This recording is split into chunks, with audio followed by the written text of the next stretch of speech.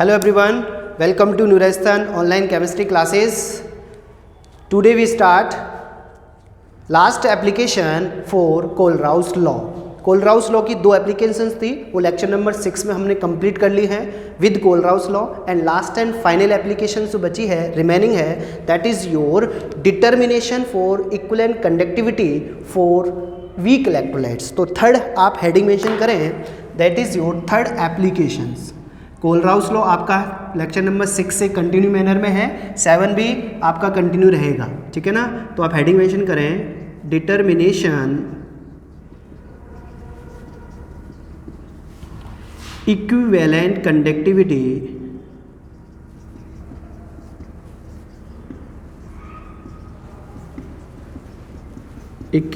Conductivity for weak electrolyte. Clear? Weak electrolyte. Weak electrolytes के लिए हम एप्लीकेशन स्टडी करेंगे और थर्ड एप्लीकेशन है ये आपकी last and final application Kohlrausch law. 3 application आपके सिलेबस में है. फर्स्ट है आपकी डिग्री ऑफ डिसोसिएशन, सेकंड है आपकी डिग्री ऑफ कांस्टेंट और third one on your board determination equivalent conductivity for weak electrolyte at infinite conditions. Infinite condition ही रहेगी. लेक्चर नंबर 7 में हम डिटर्मिनेशन स्टार्ट किया है for weak electrolytes. One more thing, lecture 6 को लेक्चर 6-7 के साथ ही स्टडी करें बिकॉज कोलराउस लॉ वहाँ पे है, तो यहाँ से आपको डायरेक्ट एक्सप्लेन नहीं होगा. तो आपको क्या करना पड़ेगा, पहले फर्स्ट और सेकंड लेक्चर को स्टडी करें आप, 6 को स्टडी करें. जब 6 होगा तो 7 अपने आप ही आपका बिल्कुल मक्खन हो जाएगा. तो देखो वीक इलेक्ट्रोलाइट्स के लिए आपका एग्जाम्पल आपको पता ही है, हम इसको लेके ही चलेंगे. एसिडिक एसिड कोई भी यूज़ कर सकता है हालांकि, लेकिन सिलेबस के according this is very important. तो इसको मैं डिसोशिएट करता हूँ तो किस में डिसोशिएट होता है, CH3COOH at infinite point dissociate CH3COO minus infinite plus H plus, remaining part is H plus at infinite point. ऐसे डिसोशिएशन होगा और यहाँ पर हम फर्स्ट आपकी इक्वेशन हो जाएगी. ये आपकी equation number first for weak electrolyte. इसकी ही कंडक्टिविटी हमको कैलकुलेट करनी है, वो भी इक्विवेलेंट कंडक्टिविटी कैलकुलेट करनी है, ठीक है ना. इक्विवेलेंट कंडक्टिविटी कर लो चाहे मोलर कंडक्टिविटी लो, बात एक ही है. बस वहाँ पर ग्राम इक्विवेलेंट है, वहाँ पर मोल है डिसॉल्व करनी, वहाँ मोलरिटी है, वहाँ नॉर्मलिटीज़ है, ठीक है. इसके लिए मैं जो यूज़ करूँगा वो आपके स्ट्रॉन्ग इलेक्ट्रोलाइट्स होंगे. वो कौन कौन से हैं, एक तो है आपका NaCl. तो NaCl को कैसे रिप्रेजेंट करेंगे, डिसोशिएट करो, साथ साथ डिसोशिएट भी कर लेते हैं. NaCl इन्फिनाइट कंडीशन पर Na plus infinite plus Cl minus infinite. Clear?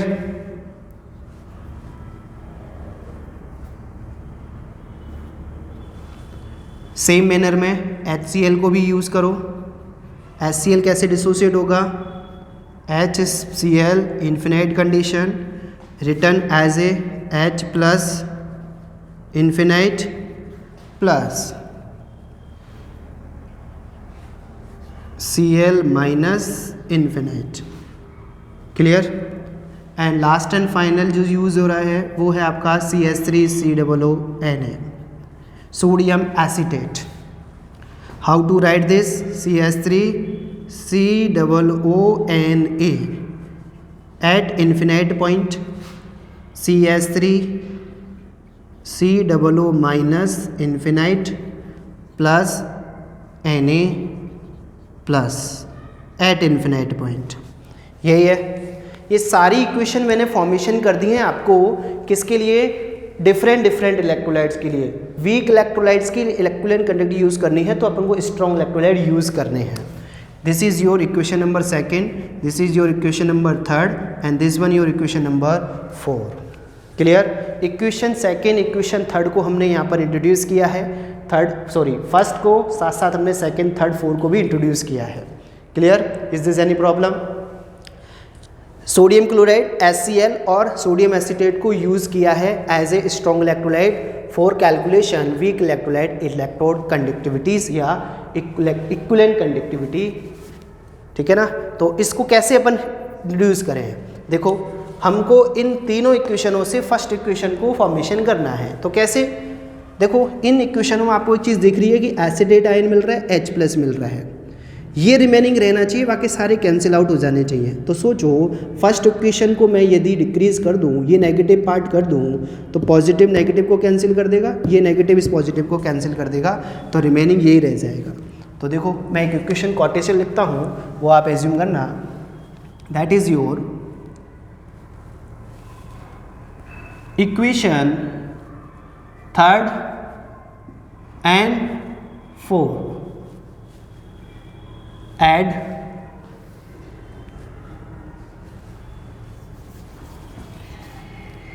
adding equation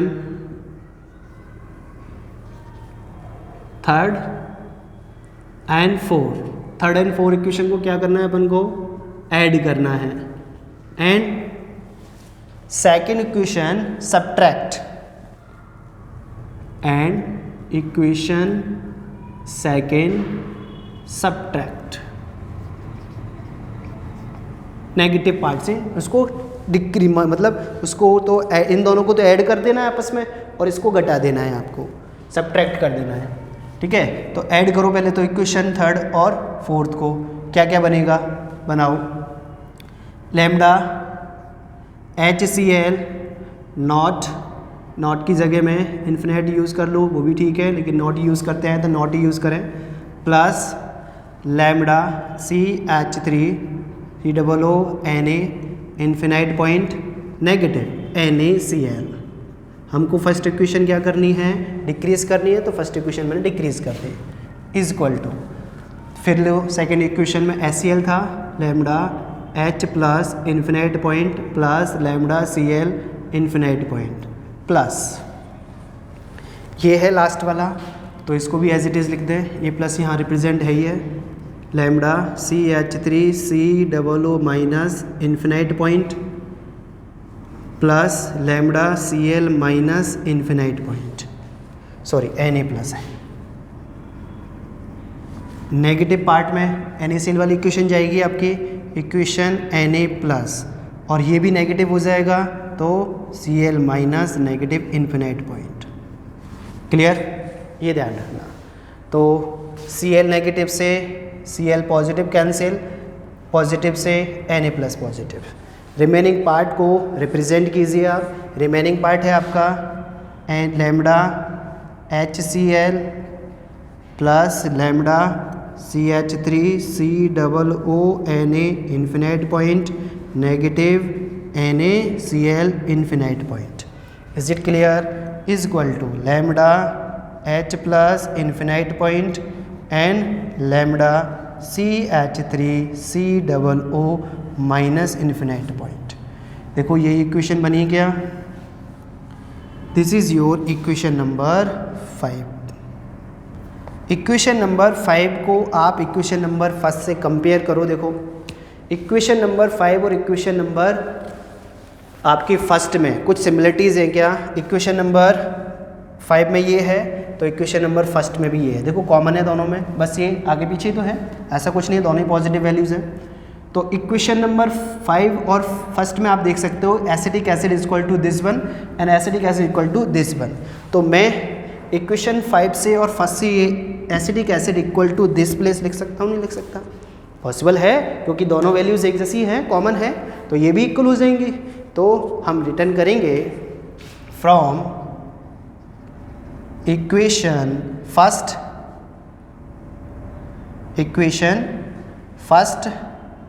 and fourth, equation number first and fifth से हमने ये इंट्रोड्यूस किया है। तो फर्स्ट और फिफ्थ से हमने इंट्रोड्यूस किया, तो आप देख सकते हो फर्स्ट और फिफ्थ को क्या बना आपका, ये फर्स्ट तो ये आपकी एसिडिक एसिड हो गई CH3COOH इन्फिनाइट पॉइंट, और ये आपकी इसके इक्वल कर दो तो ये बचा आपका HCl infinite point plus CH3COONA infinite point negative NaCl infinite point. ठीक है ना, this is your final equations, this is your final equations. तो ये है आपका फाइनल इक्वेशन जो कि आपके एप्लीकेशन से last and final determination of equivalent. देखो अब इसकी वैल्यूज़ कैलकुलेट करनी है तो आपको इनकी वैल्यूज़ मिल जाए तो क्या इनकी वैल्यूज़ नहीं निकाल सकते? इनकी वैल्यूज़ मिलेगी, आपको क्वेश्चन सॉर्ट आउट करना है और इस फॉर्मूले में अप्लाइड करना है। तो आप इजी वे में यूज़ कर सकते हो, कोई प्रॉब्लम्स नहीं है। देख लो एक बार, एप्लीकेशन है आपकी simple and sweet.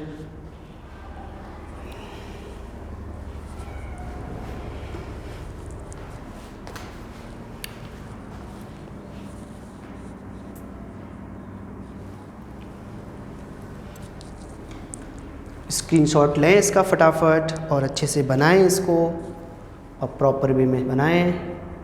Full detail के साथ आपको बता दिया गया है कि किस टाइप से अपन ये एक्सप्लेन करेंगे।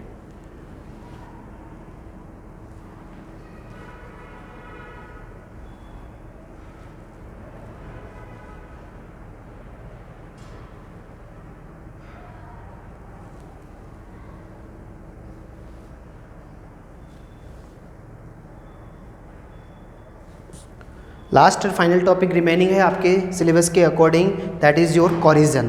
कोरिजन एक रस्टिंग ऑफ आपका आयरन पे चलता है। हालांकि कोरिजन अपन सभी पे अप्लाइड कर सकते हैं, लेकिन कुछ पॉइंट्स जो हैं मैं आपको बता देता हूँ, या कुछ रिएक्शंस हैं जो आपको बताई जाएंगी।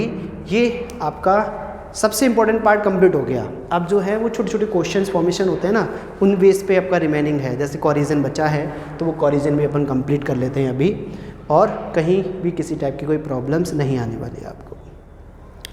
तो देखो एक बार इसको स्क्रीनशॉट लें इसका अच्छे से, सारी आपको डिटेल बता दी गई है। लेक्चर नंबर 6 में आपको कोलराउस लॉ दोनों एप्लीकेशंस आपको डिटेल में बताई गई। लेक्चर नंबर 7 में ये थोड़ा सा लेंथी था, इसलिए मैंने आपको न्यू लेक्चर में स्टार्ट किया है। लेक्चर नंबर 6 में हम 7 में स्टार्ट किया, तो कोई नहीं है। सबसे पहले वीक इलेक्ट्रोलाइट लिया, वीक इलेक्ट्रोलाइट को डिसोशिएट किया, वीक इलेक्ट्रोलाइट को कनेक्टिविटी कैलकुलेट करनी है तो उसके लिए हमने स्ट्रॉन्ग इलेक्ट्रोलाइट यूज़ किए हैं ये। देन इनको लेके हम आगे चले हैं और आगे हमने ये पूरा डिसोशिएट किया है। फिर हमने क्या किया कि फर्स्ट इक्वेशन में हमको ये फाइंड आउट करना है इन इक्वेशन से, तभी तो यूज़ हुई है ये।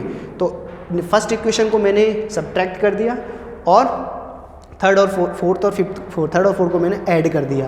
तो वहाँ पे लिखा हुआ है adding the equation 3rd and 4th and equation 2 subtract. तो इक्वेशन सब्ट्रैक्ट को हमने किया है।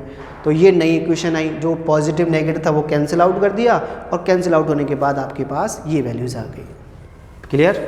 तो एक बार देखें, सिंपल एंड स्वीट। क्वेश्चन कैसे आएगा? इनकी कंसंट्रेशन गिवन होंगी, आपको दे देंगी, यहाँ अप्लाइड करनी है और आपको सॉर्ट आउट करनी है।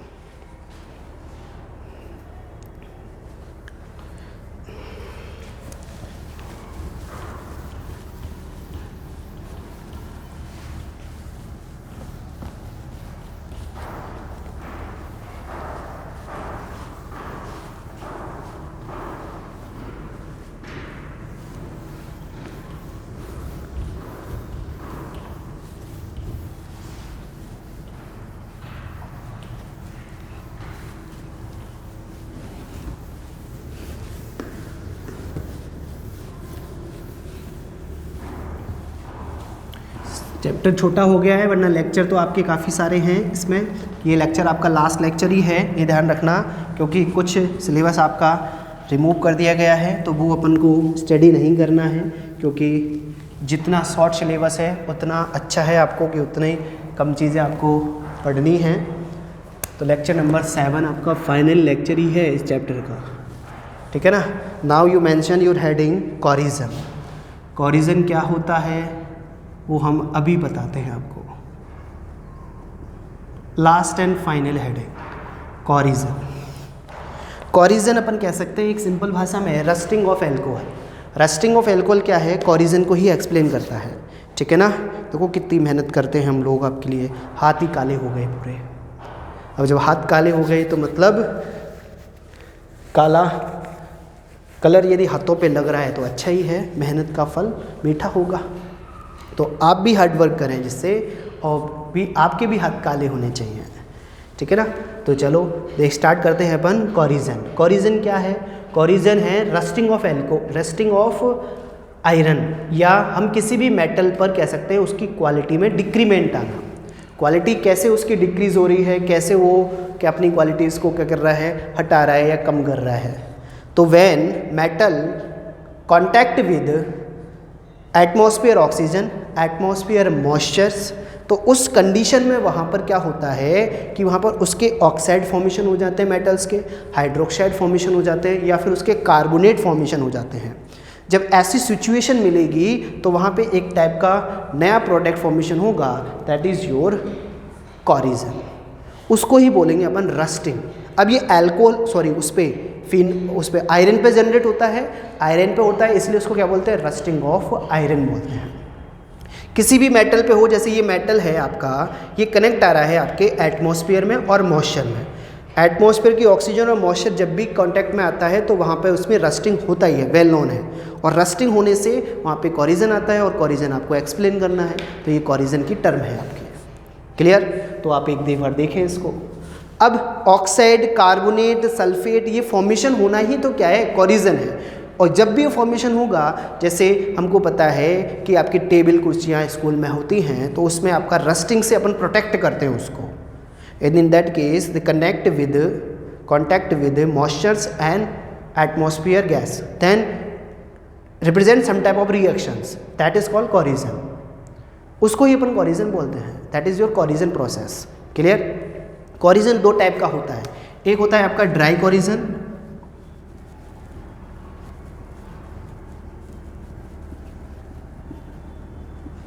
एक तो है ड्राई कोरिजन, और एक है आपका वेट कोरिजन। ठीक है, एक तो है ड्राई कोरिजन, एक कौन सा है? Wet corrosion. ड्राई कोरिजन और वेट कोरिजन में डिफरेंट क्या है?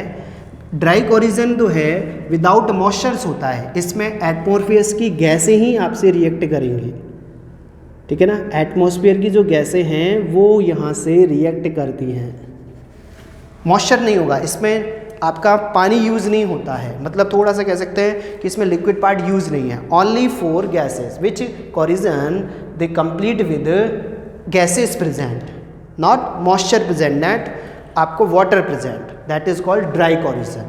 Wet corrosion presents gas plus water, presents plus O2 plus water plus CO2 plus water.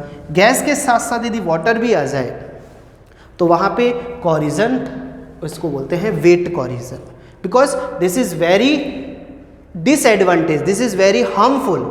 ये हार्मफुल बहुत कम है, क्यों? क्योंकि गैसेज हैं, ऑक्साइड फॉर्मेशन कर लेंगी, सल्फाइड फॉर्मेशन कर लेंगी, बट दिस इज़, ये तो मेटल को 100% ही मेल्ट कर देता है, गला देता है धीरे धीरे, बहुत ही स्लो रिएक्शंस है ये कंप्लीट होगी महीनों में, सालों में, बरस लग जाते हैं इसमें, ईयर्स लग जाते हैं। तो इसमें ये बहुत ही डेंजर है आपके लिए, थोड़ी चीज़ें ख़त्म कर देती है ये, जैसे आपके फंगस लगती है ना, वैसे ही वर्क करता है ये corrosions. Wet corrosion is a very harmful for, कह सकते हैं ह्यूमन बॉडीज़, ह्यूमन के लिए या किसी इंडस्ट्रीज़ के लिए, कि लोहा 50% जो लोहा है आपका आयरन एवरी ईयर डिस्ट्रॉय होता है विद कोरिजन्स। 15%, ठीक है, 15% आपका कोरिजन से नष्ट हो रहा है विदाउट एनी। क्यों? क्योंकि उसका कोई मेंटेनेंस ही नहीं है, आप उसको नोटिस ही नहीं कर रहे हैं। जब इसको प्रोटेक्ट नहीं करेंगे तो वेल नोन है वहाँ पर हार्मफुल होगा, डिसएडवांटेज क्रिएट करेगा। तो अब इस कोरिजन को अपन को एक्सप्लेन करना है, तो कोरिजन के लिए देखो क्या है, हम आयरन की कंडीशन लेते हैं। तो आयरन की कंडीशन क्या है? तो आयरन पे कुछ रिएक्शंस होती हैं, वो रिएक्शंस कैसे होंगी वो हमको देखनी है, कैसे होती हैं वो रिएक्शंस, क्योंकि रस्टिंग ऑफ आयरन पढ़ते हैं। सबसे फेमस एग्जाम्पल जो है इसी का, वेट कोरिजन का, वो है आपका रस्टिंग ऑफ आयरन।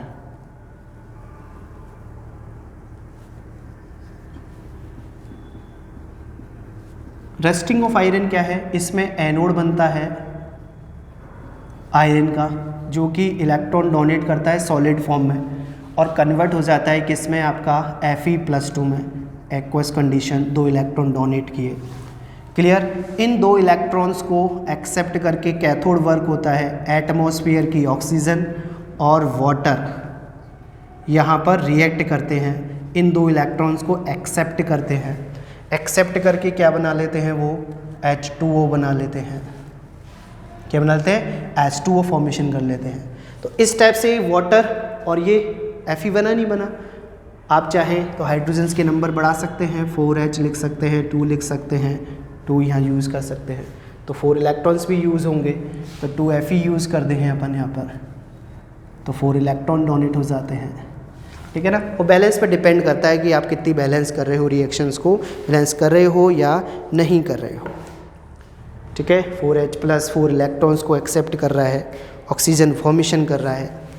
देखो आप यहाँ पर 4 इलेक्ट्रॉन्स हैं आपके, ये अब ये एनोड वर्क कर रहा है आयरन, क्योंकि मेटल है ये, देखो मेटल है ये, तो मेटल वर्क करेगा नहीं करेगा। कैथोड वर्क कर रहा है आपका क्या, एज ए वाटर मॉलिक्यूल्स और इलेक्ट्रॉन एक्सेप्ट किए जा रहे हैं।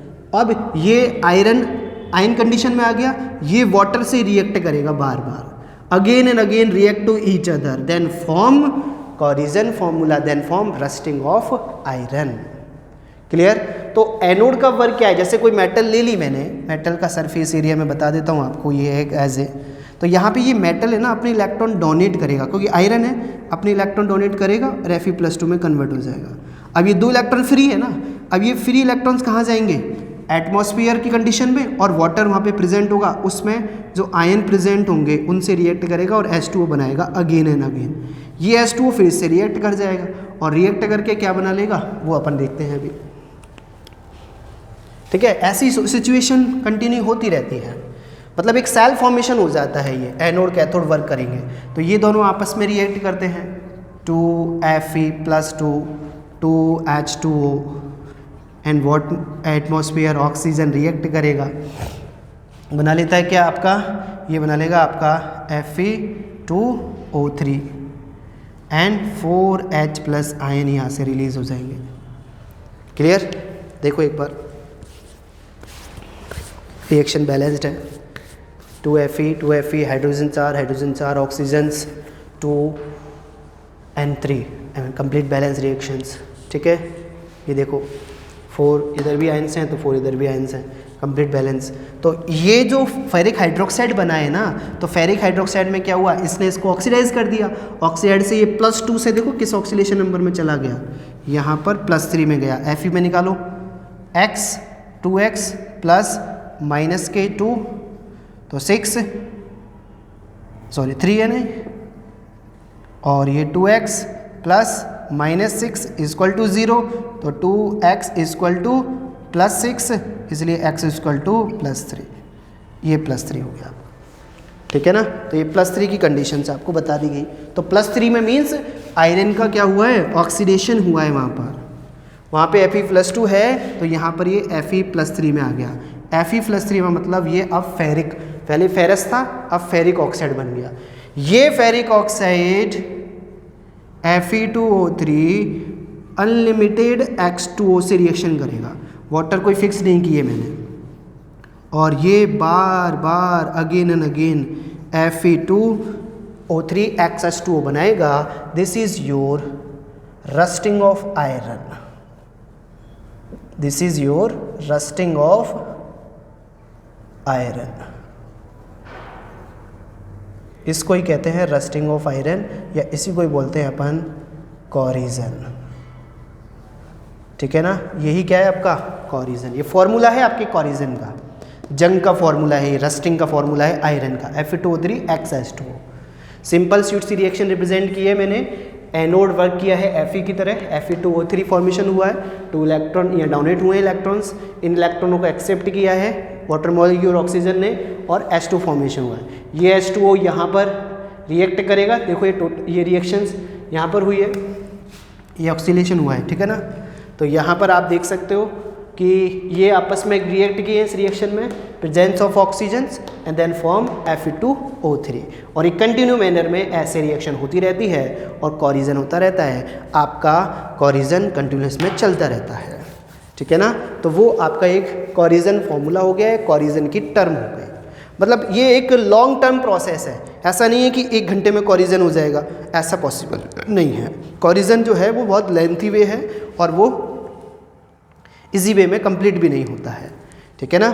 तो ये ध्यान रखना, corrosion is very important for iron और फॉर श्योर्स। अब इसका प्रोटेक्शन करना है, तो प्रोटेक्शन क्या है, आप पेंट, ऑयल, ग्रीस लगा के आप इसको प्रोटेक्ट कर सकते हो। जैसे लोहे के किवाड़ हैं, लोहे के डोरबेल विंडोज़ हैं, इनको अपन को प्रोटेक्ट करना है तो अपन क्या पेंट कर देते हैं। एक प्रोटेक्शन ये हो गई आपकी। दूसरी प्रोटेक्शन आप कर सकते हो कि बैरियर लगा सकते हो। आयरन को किसी हाईली रिएक्टिव मेटल से रिएक्ट करा दो तो उसका कॉरिजन हो जाएगा, इसका बच जाएगा। जैसे आयरन को कनेक्ट कर दिया अपन ने किससे, जिंक से, जो जिंक इलेक्ट्रॉन डोनेट पहले कर देगी इससे, तो वहाँ पे उसका कॉरिजन पहले होगा, इसका कॉरिजन बाद में होगा। क्लियर। ऐसे सिचुएशंस हैं यहाँ पर, ठीक है ना। तो ये ध्यान रखना। कुछ इलेक्ट्रोड पोटेंशियल या इलेक्ट्रोड प्रोसेस भी होती है, किसी अन्य मेटल का, अदर मेटल्स का आप एनोड बना दीजिए तो वहाँ पर हो जाएगा Zn, Mg, aluminium, highly reactive compare to iron. So easily save rusting of iron by the attach to different highly reactive metals. तो ऐसी सिचुएशन हम कर सकते हैं और ऐसे हम आयरन को कॉरिजन से बचा सकते हैं, उसकी प्रोटेक्शन हो गई। जनरल वे में भी आप लिख सकते हो, डेली यूज़ में भी आप आते हैं, कॉरिजन यूज़ है। तो ये आपका लेक्चर नंबर 7 है। 7 में हमने इस चैप्टर को फिनिश कर दिया है आपके कॉरिजन बेस में। प्रोटेक्शन बेस है तो प्रोटेक्शन आपको पता ही है। So thank you very much for your time. और ये जो लेक्चर 7 आपको लिए कंप्लीट किया है, ये कॉरिजन का ही एक इम्पॉर्टेंट लेक्चर है और इसकी इंपॉर्टेंट प्रॉपर्टीज़ को एक्सप्लेन किया है। साथ साथ हमने एक एप्लीकेशन भी बताई थी आपको कि कोलराउस लॉ की एप्लीकेशन क्या है। तो इलेक्ट्रोकेमिस्ट्री आपका टोटली फिनिश्ड हो चुका है। तो ये लर्न कर लें, अच्छे से नोट्स बना लें और माइंड में सेट कर लें कि हाँ ये तो हमको पढ़ना ही है। Clear. So thanks, let's meet next class, next lecture.